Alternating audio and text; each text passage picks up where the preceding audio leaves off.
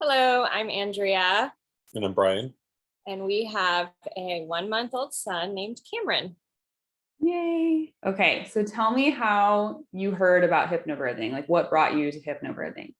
So, a friend of mine that doesn't live in Orange County anymore, she lives up in the Pacific Northwest. She did the Bradley method class. And so she originally told me about that and referred me to someone here. So I started looking into that. And then I had heard of hypnobirthing as well.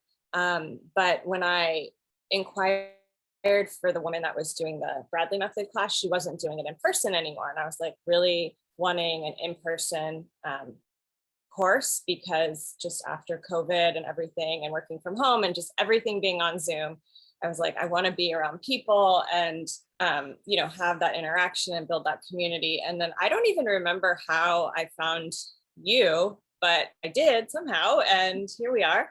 And I'm so glad. I think after researching like the difference between Bradley and hypnobirthing, I just remember reading something about, I just felt like, okay, even if I have to get an epidural, like with hypnobirthing, there wouldn't be like as much shame around it. And I felt like everything I was reading about the Bradley method, there was. And I was like, well, I don't want that because I don't know if I'm going to need to have one or not.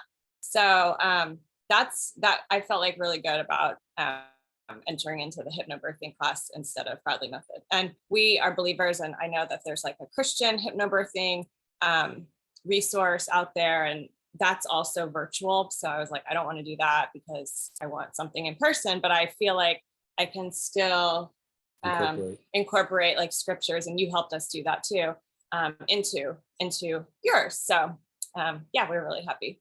Yeah. So tell me what you thought about the class going in and then during the series. Like, what was your experience going through the class? Okay. Do you want me to go first? Then you can talk about it. I thought it was great. It was like, especially at the tail end of COVID. So we started, when did we start our class, Nicolle? January. It was in January 2022. Yeah. So, it was like 2 years almost of COVID. And it was just nice to like be attending a class in person. And I was also in school, doing school online. So I was just like so zoomed out. So, and, just like doing all the research and preparing for the baby. And, it was like a good, like chunk of time. It was a 3-hour commitment for, I think, 6 Sundays.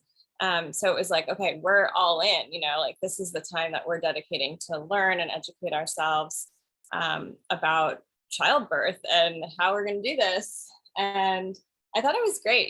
Like I thought the classes went pretty fast, and they're really interactive, and you did a great job of just kind of keeping it fun, and we had enough breaks, and all the content was engaging, and the workbook was great. We should have brought the workbook to flip through it. But yeah, it was just like I really liked doing all the different exercises, and having homework, and your follow-up emails with all the different resources were great, because I just love to learn, and the more knowledge that I can have my hands on, the better. And like some of it, and I told you this, just about like the doulas and the midwives and learning more about that. Like we knew some of that, but obviously not everyone is going to be at the same level. People come in with different knowledge and different information. So I think it was really well-rounded. And then the postpartum section was really, really helpful and important. And I think even, could have had another class on that, or even, have a class now on it. But yeah, I was really, really happy with it, and, practiced as much as possible and applied a lot of it to the birth. So I think it was just good to be like around other couples too, and hear their questions and stimulate things in our mind that maybe we hadn't thought about, or questions that I might have had that seemed like dumb questions other people would ask, or they'd ask stuff that I'd know, and then I'd feel like a little more confident. So just being around other people too with their own, like, there were some people who it was their first child, it was their second child, and they had, learnings from their first child, which was interesting. And I think for me, like, just sort of the big takeaway was you don't have to do anything, sort of. It's your choice, and you constantly said that and Question everything. and we got to points in our pregnancy where we applied that, which was good. And even at the end, it was like, okay, well, we're comfortable with this. And let's just do this and move forward. And then if we need to go a different route, we will. But Right. Not feeling like pressured, knowing that we like had a right and it's our choice. Yeah. So that was good. And I think for Andrea, just, being around other moms who gave birth around the same time, and just being up at the same hours and struggling with the same things, and just being able to reach out to them and lean on them and support them and have them support her. And I think that was a big thing that we got out of it, that was just an added bonus that didn't really have anything to do with the material that you were teaching, but just the friendship. I think that, and then there's a couple of people who haven't given birth yet, and all the learnings that we have, we can apply to and give to them, and they can use them or not use them, but just being able to share our experience. And I feel like that was a big thing that I think going in, I didn't even think of that as something that would be a good thing moving forward. So yeah. And one other thing that I thought of when Brian was talking was, I had never watched a birth video before. And, just that was the biggest thing. Like, and that's what hypnobirthing is like changing the perception of how a birth can be. And all that I knew was what you see on TV and the movies. And so your water breaks, you go to hospital immediately. So and I know some of the girls in the class like watch all these birth videos and follow all these people on Instagram, but I just never really was into that. And so when you would show a video at the beginning of class and it was like a calm, peaceful birth, and yes, it was like sped up and edited, but like you get the gist of it. It was like so reassuring and like, wow, this is possible. And I didn't know that. Like, so that was like a huge, huge thing. And then, we watched some on our own at home from the playlists you sent. And, I didn't get to labor in water, but I wanted to. But anyway, I'll share more. But it's just like, that was so neat to see people's experiences and just like calm, peaceful, amazing births. And so that was really, really helpful too. I love it. Thank you for sharing all of that. Yeah. All right. Tell us about your baby's arrival onto the planet. Okay, so March 30th, I was 41 weeks and I was doing all the things to get it started, all the things that you talked about and shared with us, and all the supplements, all the teas, all the dates, and curb walking and Cairo. I did 3 induction acupuncture sessions leading up to that, which I thought was more painful at times than the actual birth. And I love my acupuncturist too, but it was just like dry needling is not comfortable and not relaxing, but it, stimulated. And I really wasn't having a ton of Braxton Hicks, or I didn't really know if I was having contractions because I wasn't feeling anything different, but the acupuncture kind of stimulated some things. And then I started using clary sage oil. And then evening primrose oil. And then I did a body code, emotion code session, if anyone knows what that is, energy healing work.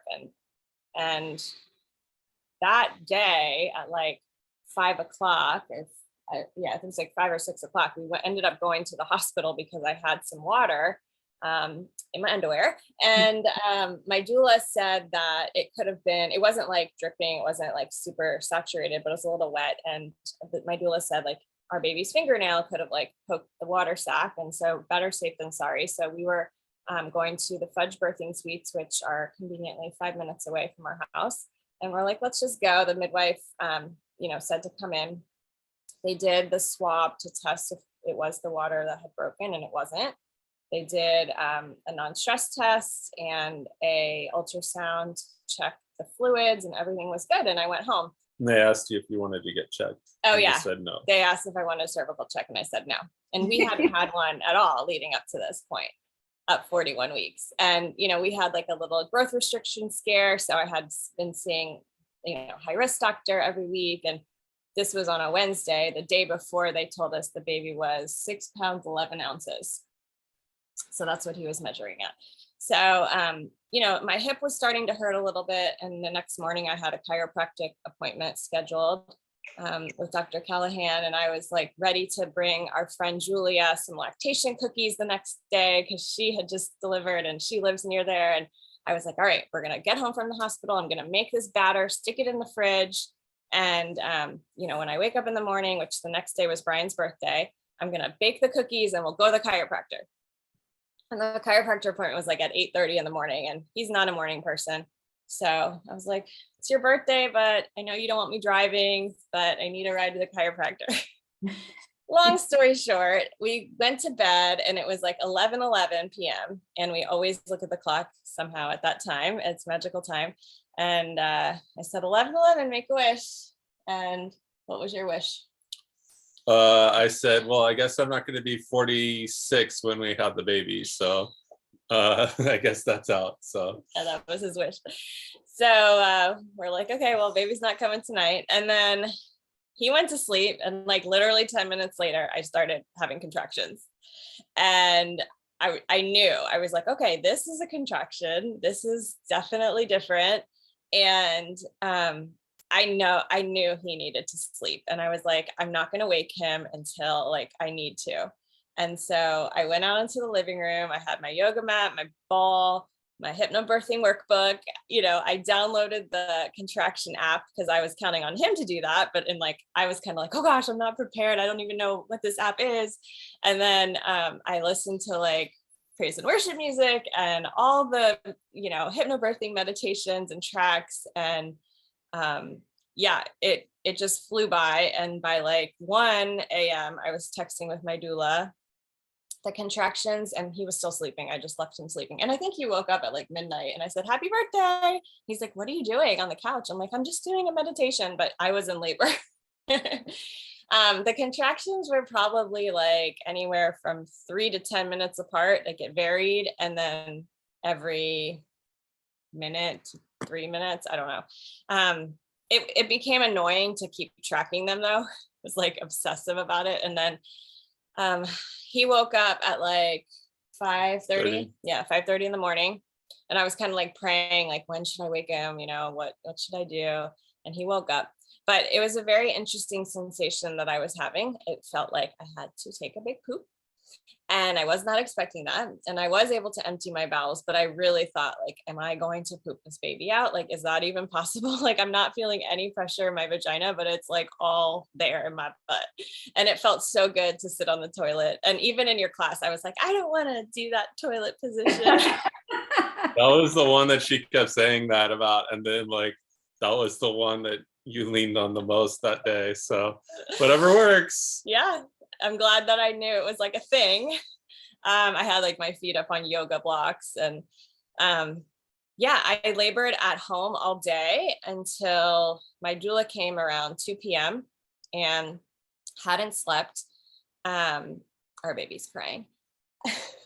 Hadn't slept, and I ate like some sweet potato, rice, cucumber. I was downing coconut water, watermelon water, and using a ton of essential oils to keep me energized, and just like praying and breathing and doing all the affirmations.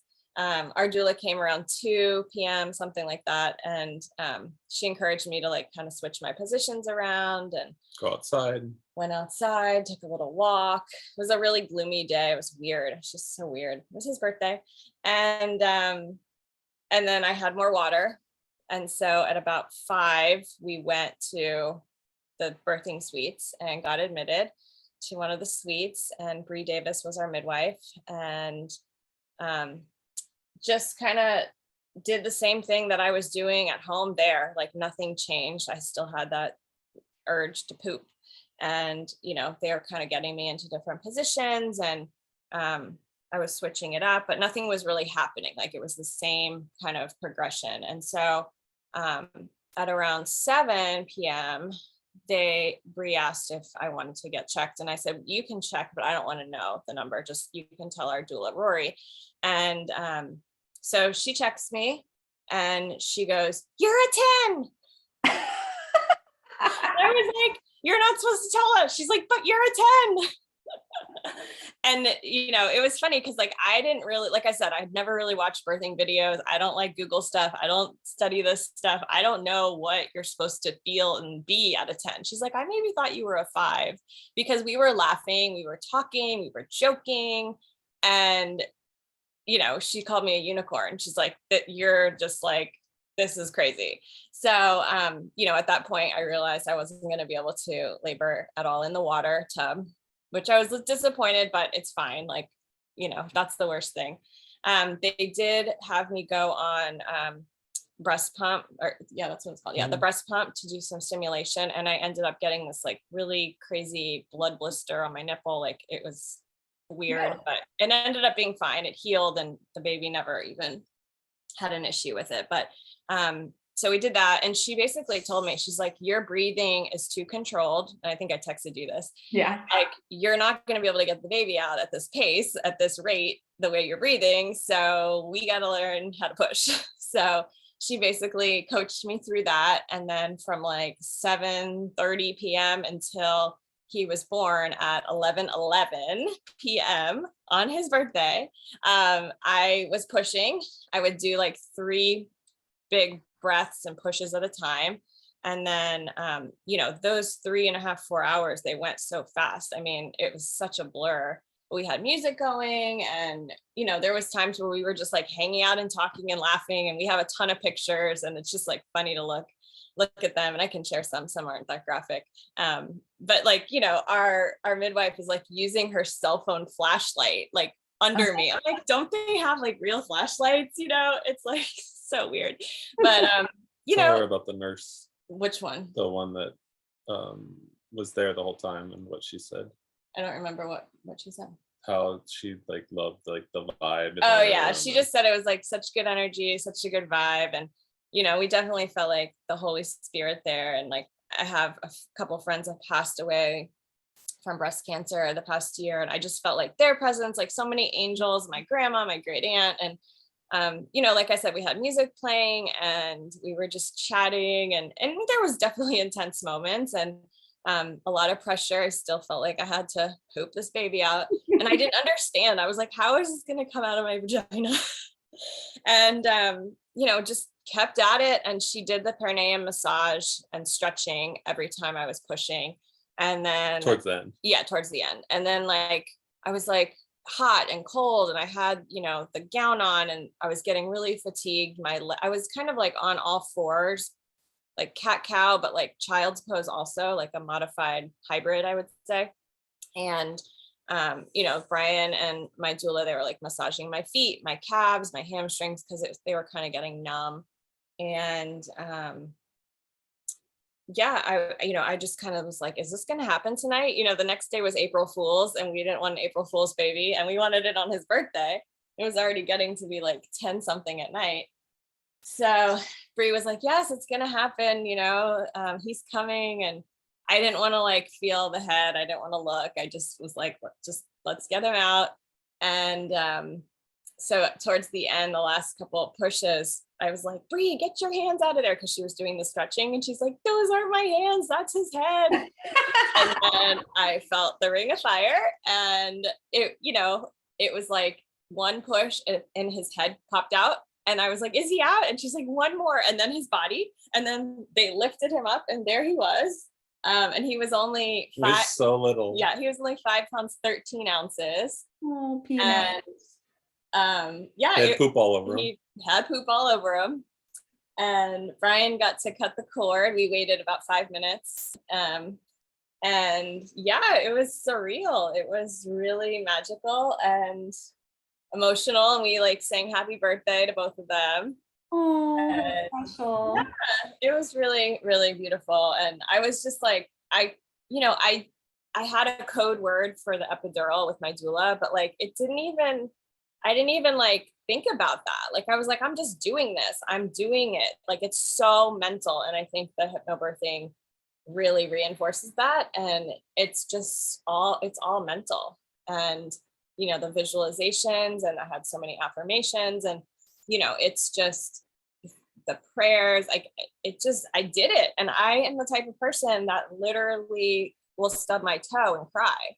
Like I apparently have this like crazy pain tolerance now, but it wasn't painful. Like it was like period cramps. And then of course, like the pressure in my tailbone area from feeling like I had a poop, but like the ring of fire, you know, like it happens, but like you don't remember that. Like it doesn't hurt after. And, you know, I'm lucky he was small. Like I know there was a girl in our class that just had a very large baby and I haven't talked to her yet, but I'm like, oh my gosh, I can't imagine if he was bigger. But, you know, I did it and I just am in awe of the body. And, you know, it's funny. We were actually thinking about visualizing like how big 10 centimeters is because you just hear 10 centimeters all the time. So we actually got a ruler out when we got home to like see how big it was. But the body's amazing. And I really think that, you know, so many things that I did to prepare helped, including hypnobirthing, obviously, but the induction acupuncture and just diet and lifestyle, mental stress. You know, was off work for 4 weeks before, or 5 weeks, right? 5 weeks. Yeah. So I think, you know, being able to have time to really decompress was helpful. But yeah, that was our story. I had a little bit of tearing, a couple stitches, you know, birthed the placenta and then we stayed there for a day and a half and came home. Awesome. You're so incredible. I'm so proud of you. Thank you. Amazing. Brian, anything to add about your experience Um, from a dad's perspective? I think, I mean, I was definitely in awe of just her mental strength and, you know, the fact that she hadn't slept, and she was very determined and calm throughout the whole process, which I did scream because my throat was sore the next day. I was like yelling. yeah, it was more like grunting than you were, but like, I don't remember it. Yeah, I don't remember it.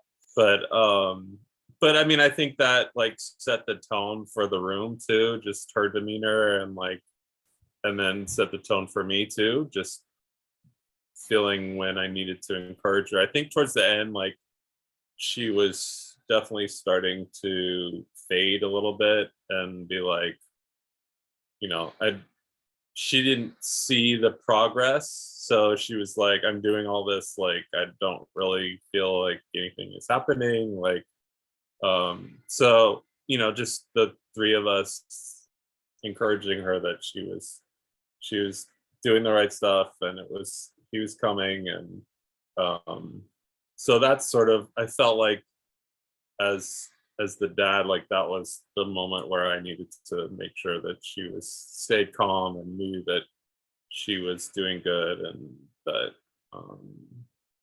he was coming. So I would pray with her and just hold her, and I was up in front, so I didn't see what was going on behind either, which was fine for me. And but yeah, I mean, it was just, the day was kind of a blur. It was definitely magical, and yeah, it seems so long ago now. Only a month ago. I know. All right, last question. Was there one particular like tool, technique, or aspect of hypnobirthing that you felt like you used the most, or that was the most helpful during the birthing process? Definitely the meditations and the tracks. Like the fear release was really good, and just even like the relaxation ones, and then the labor affirmations. You know, they go on repeat in your head. And then I had actually printed some of those out. I didn't do like the individual cards. Like I would put like multiple affirmations on one sheet, and then I would incorporate the scriptures from the ones you had sent me. So I was like literally at one point reading those out loud, instead of listening to them. I don't even know if we played any in the room. I don't think so. Yeah, it was more of just like all the things I did to prepare, you know, and then we had music during the birth, and then I was reading the affirmations because I think it was more powerful for me to like say it and like declare it, and like I can do this, you know, and it just like it made me feel stronger. So that was that would be a tip for someone, just to like actually read them if you have the energy to do that. You also printed out a bunch of pictures of like family and friends. So like she looked at those throughout, which were nice. Just to, like you specifically asked for them a couple times. Like, Yeah. I don't know if you were like needing extra energy or what, Yeah, but inspiration or strain. so that was good. And I think I don't remember what you call it. Is it like the happy place or the Yeah, a special place. special place? Yeah.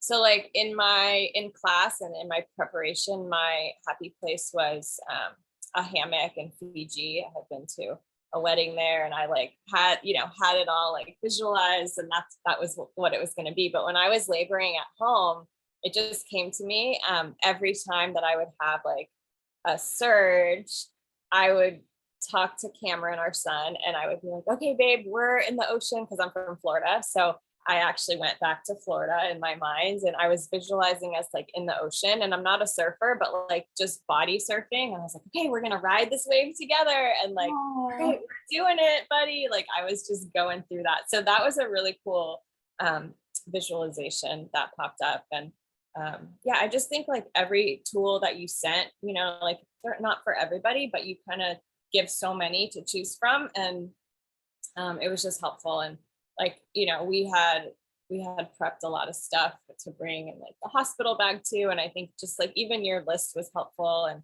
the birth preferences. I mean, there's just so many tools, but I think the biggest one for me, and they weren't so much for Brian. He's not into the affirmations and the meditations. I was into the affirmations. I just like the meditations. Yeah, the meditations. But I love them because it helped me so much. So, and I've listened to the postpartum one a few times as well.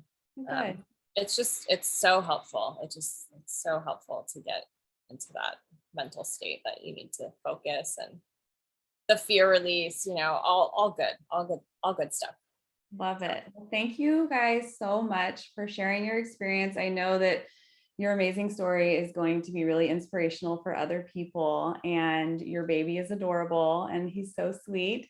And congratulations again. You guys are great parents. I'm so proud of you. Thank you for your support.